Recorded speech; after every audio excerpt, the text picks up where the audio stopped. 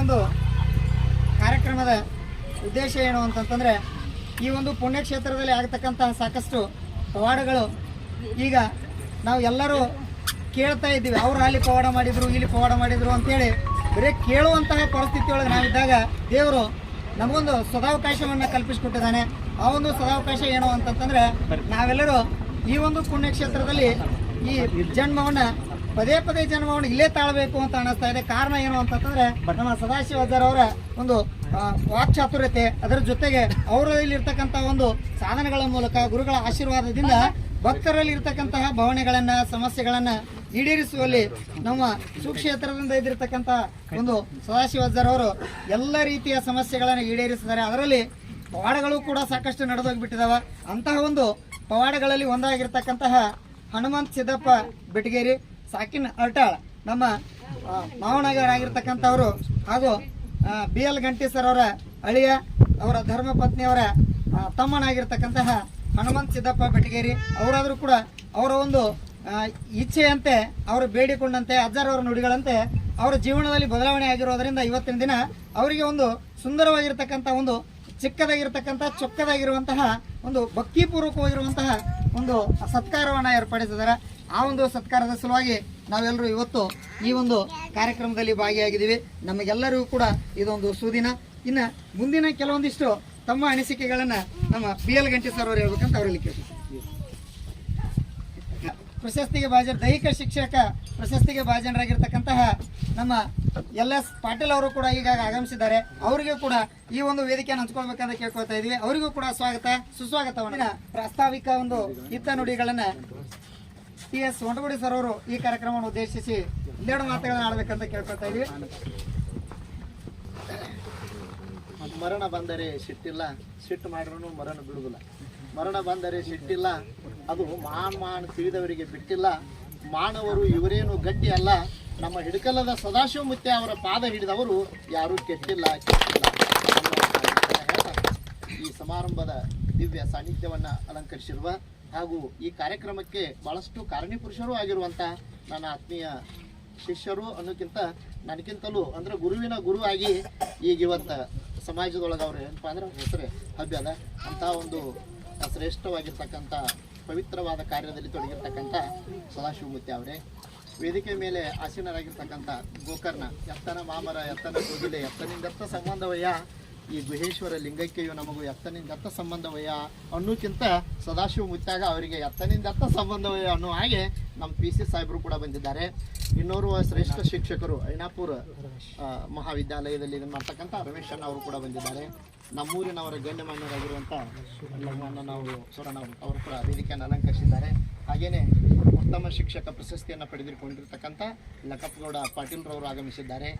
ಈ ಭಾಗದಲ್ಲಿ ಎಲ್ಲ ಕರ್ನಾಟಕ, ಮಹಾರಾಷ್ಟ್ರ ರಾಜ್ಯಾದ್ಯಂತ ಡೊಳ್ಳಿನ ಹಾಡುಗಳ ಮೂಲಕ ವಾಗ್ಮಿಗಳಾಗಿ ಹಾಲಸಿದ್ದೇಶ್ವರ ಡೊಳ್ಳಿನ ಗಾಯನ ಸಂಘವನ್ನು ಕಟ್ಟಿಕೊಂಡು ಜನಪದ ಸಾಹಿತ್ಯದ ಸಾರವನ್ನು ಬಿತ್ತರಿಸ್ತಕ್ಕಂಥ BL ಗಂಟಿ ಸರ್ ಅವರೇ, ನಿರೂಪಣೆಯನ್ನು ಮಾಡ್ತಕ್ಕಂಥ ಯೂನಿವರ್ಸಲ್ ಕಾಲೇಜಿನ ಪ್ರಾಚಾರ್ಯರಾಗಿರುವಂಥ ಪಾಟೀಲ್ರವರೇ, ಈ ಸಮಾರಂಭದಲ್ಲಿ ಬೇರೆ ಬೇರೆ ಊರುಗಳಿಂದ ಆಗಮಿಸಿರ್ತಕ್ಕಂಥ ಎಲ್ಲ ನನ್ನ ಭಕ್ತಾದಿಗಳೇ, ಹಾಗೆಯೇ ನಮ್ಮ ಚಾನಲ್ದವರಾಗಿರ್ತಕ್ಕಂಥ TV ಚಾನಲ್ದವರು ಗಂಟಿ ಸಾಗರ್ ಗಂಟಿ ಅವರೇ, ಈ ಸಮಾರಂಭದಲ್ಲಿ ಆಗಮಿಸಿರ್ತಕ್ಕಂಥ ಎಲ್ಲ ನನ್ನ ಭಕ್ತಾದಿಗಳೇ, ಇವತ್ತಿನ ಸಮಾರಂಭ ನಾವು ಯಾಕೆ ಇಲ್ಲಿ ಇಟ್ಕೊಂಡ್ರು ಅಂದ್ರೆ, ನಮ್ಮ ಸಂಗೀತಕ್ಕ ಹಾಗೂ BL ಗಂಟಿ ಅವರ, ಸಂಗೀತಕ್ಕ ಅವರ ಬ್ರದರ್, ಸೋದರ, ಅವರಿಗೆ ಮೊದಲ ಹೆಣ್ಮಗು ಆಗಿ ಅದು ಮನೆಯನ್ನು ತಂಪು ಮಾಡಿತು.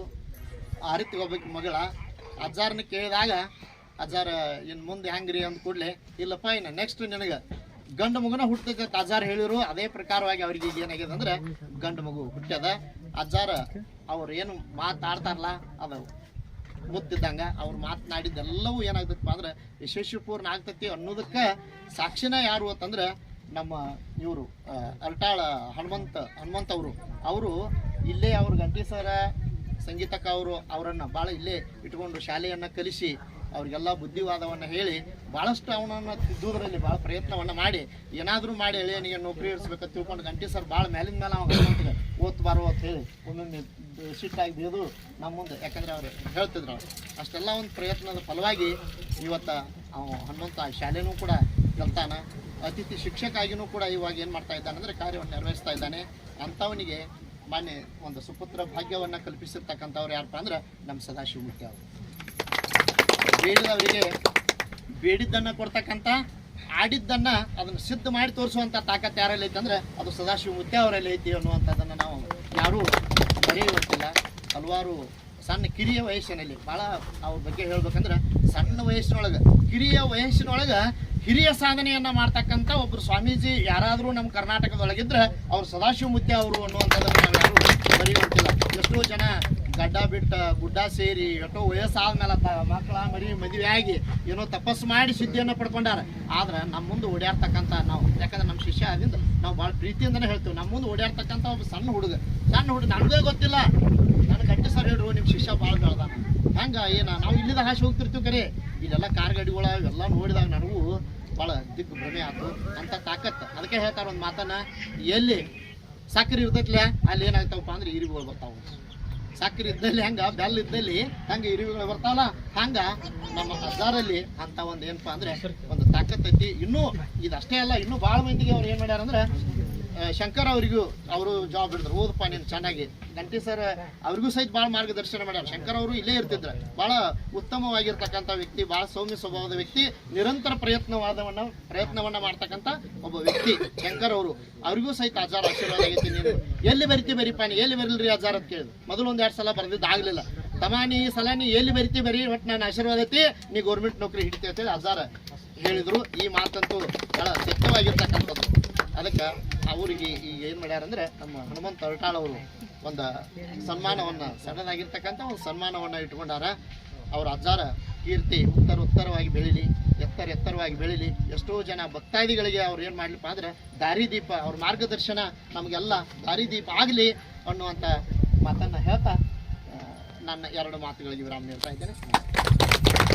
ರವಿಯ ಪಾಲಾಗುವುದಕ್ಕಿಂತ ಸದ್ಗುರುಗಳ ಸಂಘ ಮಾಡಿ ಬೆಲ್ಲದಂತೆ ಬಾಳುವುದೇ ಲೇಸು ಅಂತಕ್ಕಂಥ ಮಾತು ಶಿರಸ ಈ ಒಂದು ಸಮಾರಂಭಕ್ಕೆ ಒಪ್ಪುವಂಥ ಮಾತಾಗಿರ್ತದೆ ಅಂತ ಹೇಳ್ತಾ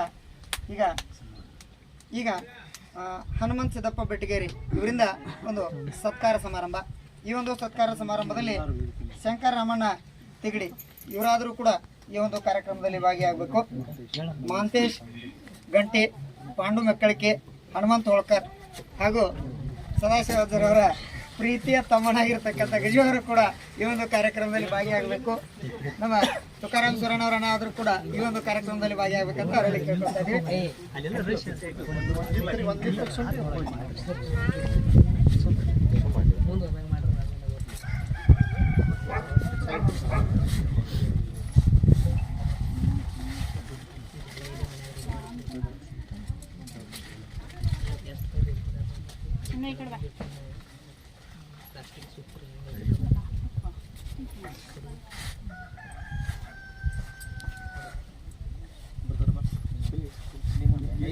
ಜೋರಾದ ಚಪ್ಪಾಳೆಯ ಮೂಲಕ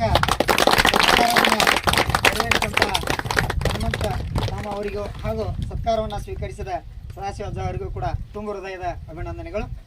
ಬಹಳ ವಿಶೇಷ ಅಂದ್ರೆ ತಂದೆಯ ನೆನೆದಾರ ತಂಗಳ ವಿಷಯ ಆಯ್ತು, ಗಂಗಾದೇವಿ ನನ್ನ ಹಡೆದವನೇ ನೆನೆದಾರ ಮಾಸಿದ ತಲೆಯು ಮಡಿ ಆಯ್ತು ಅಂತೇಳಿ ಜನಪದೊಳಗೆ ಹೇಳ್ತಾರ.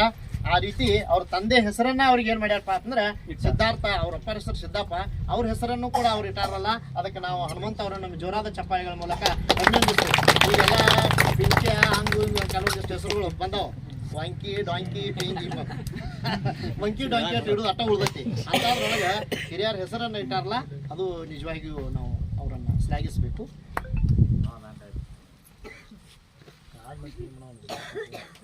ಶಿವಣ್ಣ ತೋಟದವರಿಗೆ ಹಾರ್ದಿಕವಾದಂಥ ಸ್ವಾಗತ ಸುಸ್ವಾಗತ ನಡೆಸ್ತದೆ.